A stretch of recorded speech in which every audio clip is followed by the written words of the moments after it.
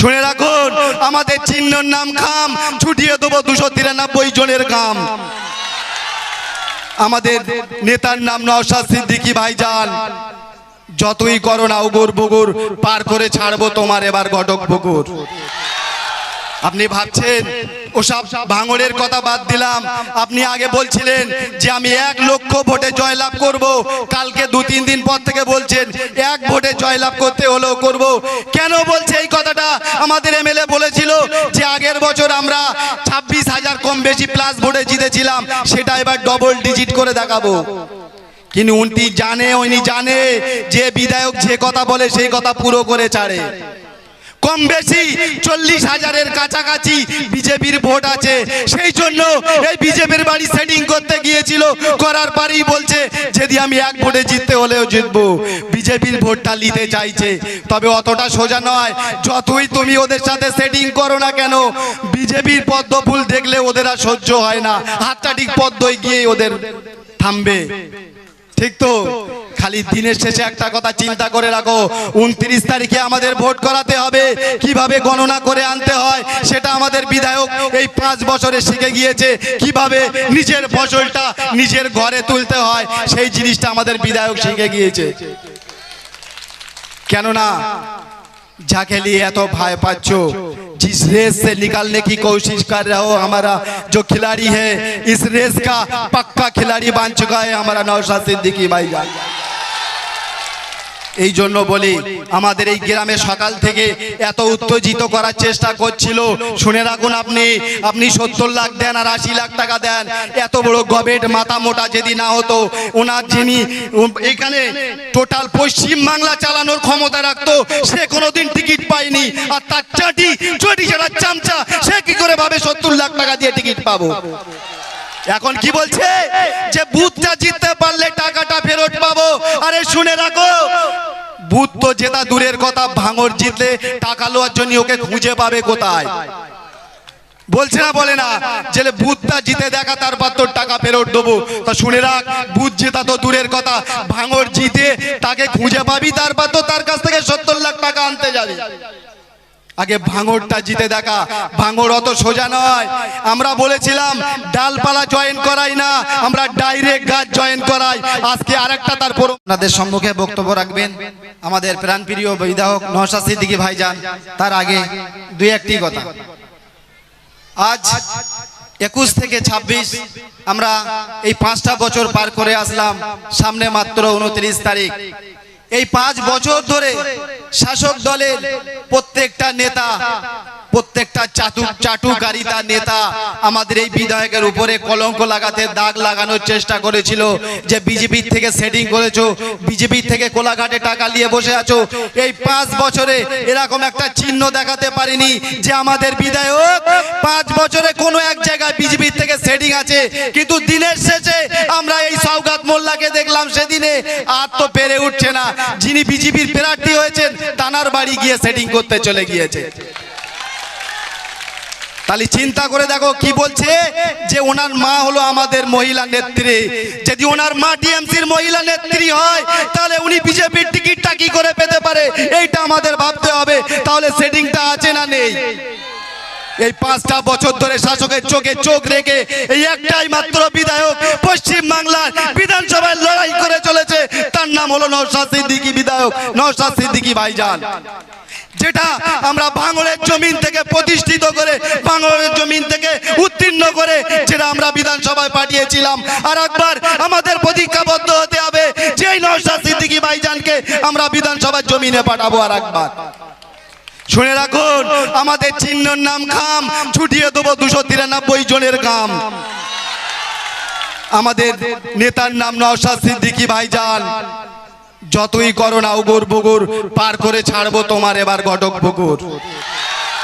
আপনি ভাবছেন ওসব ভাঙড়ের কথা বাদ দিলাম। আপনি আগে বলছিলেন যে আমি 1 লক্ষ ভোটে জয়লাভ করব, কালকে 2-3 দিন পর থেকে বলছেন 1 ভোটে জয়লাভ করতে হলেও করব। কেন বলছে এই কথাটা? আমাদের এমএলএ বলেছিল যে আগের বছর আমরা 26,000 কম বেশি প্লাস ভোটে জিতেছিলাম, সেটা এবার ডবল ডিজিট করে দেখাবো। কিন্তু উনি জানে যে বিধায়ক যে কথা বলে সেই কথা পুরো করে ছাড়ে। কম বেশি 40,000-এর কাছাকাছি বিজেপির ভোট আছে। সেই জন্য এই বিজেপির বাড়ি সেটিং করতে গিয়েছিল, করার পরেই বলছে যদি আমি এক ভোটে জিততে হলেও জিতবো। বিজেপির ভোটটা নিতে চাইছে, তবে অতটা সোজা নয়।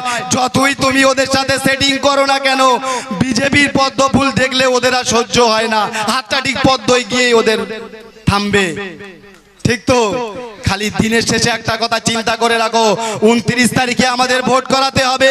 কিভাবে গণনা করে আনতে হয় সেটা আমাদের বিধায়ক এই 5 বছরে শিখে গিয়েছে। কিভাবে নিজের ফসলটা নিজের ঘরে তুলতে হয় সেই জিনিসটা আমাদের বিধায়ক শিখে গিয়েছে। কেননা जाके लिए तो भाई पाचो जिस रेस से निकालने की कोशिश कर रहे हो, हमारा जो खिलाड़ी है इस रेस का पक्का खिलाड़ी बन चुका है हमारा नौशाद सिद्दीकी भाईजान। এই জন্য বলি আমাদের এই গ্রামে সকাল থেকে এত উত্তেজিত করার চেষ্টা করছিল। শুনে রাখুন, আপনি 70 লাখ দেন আর 80 লাখ টাকা দেন, এত বড় গবেট মাথা মোটা যদি না হতো, ওনার যিনি এখানে টোটাল পশ্চিম বাংলা চালানোর ক্ষমতা রাখতো সে কোনোদিন টিকিট পায়নি। আর তার চাটি যারা চামচা সে কি করে ভাবে 70 লাখ টাকা দিয়ে টিকিট পাবো। এখন কি বলছে যে বুথটা জিততে পারলে টাকাটা ফেরত পাবো। আরে শুনে রাখো, বুথ তো জেতা দূরের কথা, ভাঙর জিতলে টাকা লওয়ার জন্য ওকে খুঁজে পাবে কোথায়? বলছে না, বলে না যে বুথটা জিতে দেখা তারপর তোর টাকা ফেরত দেবো। তা শুনে রাখ, বুথ জেতা তো দূরের কথা, ভাঙর জিতে তাকে খুঁজে পাবি, তারপর তো তার কাছ থেকে 70 লাখ টাকা আনতে যাবি। আগে ভাঙরটা জিতে দেখা। ভাঙর অত সোজা নয়। আমরা বলেছিলাম ডালপালা জয়েন করাই না, আমরা ডাইরেক্ট গাছ জয়েন করাই। আজকে আরেকটা তারপর चार्ज में कौन है? हम उनसे बात करना चाहते हैं, हम उनसे बात करना चाहते हैं। आप लोग बैठो। जो चार्ज में है हम उनसे बात करना चाहते हैं। बसो यहाँ क्या जो चार्ज में है हम उनसे बात करना चाहते हैं। বসো।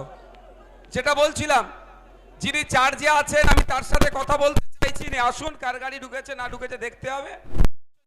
ইমার্জেন্সি গাড়ি হলে যাক। এইদিকে তাকাও, এইদিকে তাকাও, এইদিকে তাকাও। এটা প্ল্যান একটা হতে পারে তোমাদের মাইন্ডকে ডাইভার্ট করার জন্য। যাক বন্ধুগণ, আগামী 29 এপ্রিল আপনাদের কাছে একটা বড় সুযোগ আছে।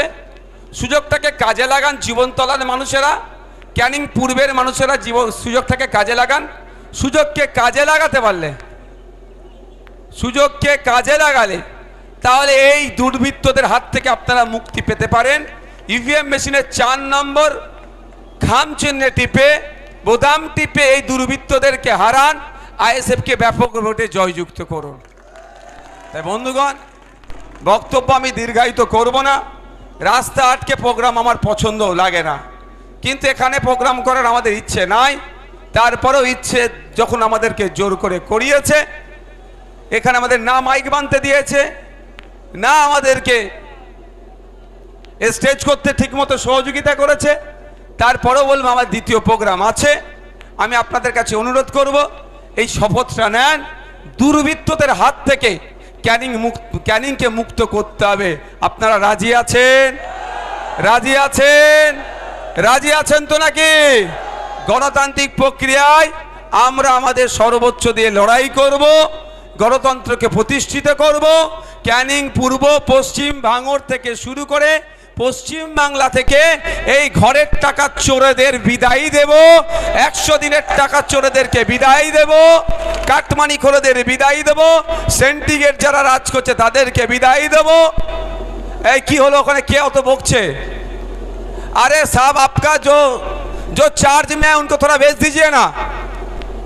अरे कोई तो चार्ज में है आपका तो कोई चार्ज में है, उनको भेजो ना। क्या दिक्कत है?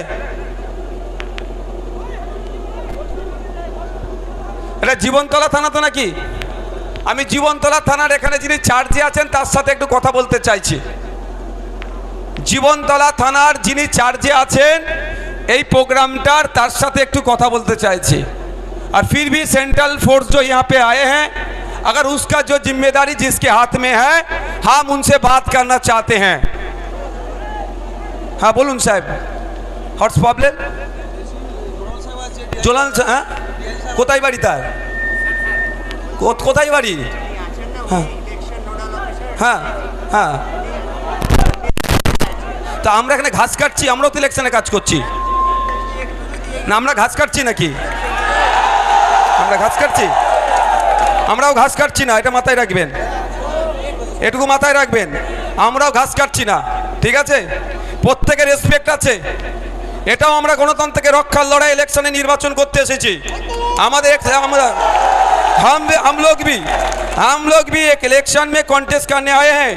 हम लोग मजबूत डेमोक्रेसी के खातिर हम लोग अभी रास्ते में उतरे हैं। हम लोग भी चाहते हैं हमारा देश का जो डेमोक्रेसी है वो स्ट्रांग हो। जो सारे जितना बंदा इलीगल काम करते हैं उसको जेल में घुसाना हम लोग का काम है, इसीलिए हम लोग उतरे हैं। जो 100 दिन का जो काम है उसको जो इसलिए घोटाला जो किया है उसको पकड़ के जेल में डालने का काम में हम लोग आए हैं। हम लोग कोई इलीगल काम से इधर नहीं है, लीगल काम से आए हैं। तो বন্ধুগণ, বক্তব্য আমি দীর্ঘায়িত করব না, আমার অন্য একটা জায়গায় প্রোগ্রামে যেতে হবে। তাহলে মনে থাকবে আগামী 29 এপ্রিল আসছে দিন, এদিকে এদিকে বলে দিন, এই ক্যানিং এর মানুষকে বলে দিন, জীবনতলার মানুষকে বলে দিন, এই ক্যানিং এর মানুষ মা বোনেদের বলে দিন, এদিকে এদিকে বলে দিন, ইনকিলাব ইনকিলাব ইনকিলাব। আগামী 29 এপ্রিল আসছে দিন, ইপিএম মেশিনের 4 নম্বর বুতাম টিপে খাম চিহ্নে ভোট দিন। ভোট দেবেন কোনখানে? ভোট দেবেন কোনখানে? ইনকিলাব ইনকিলাব।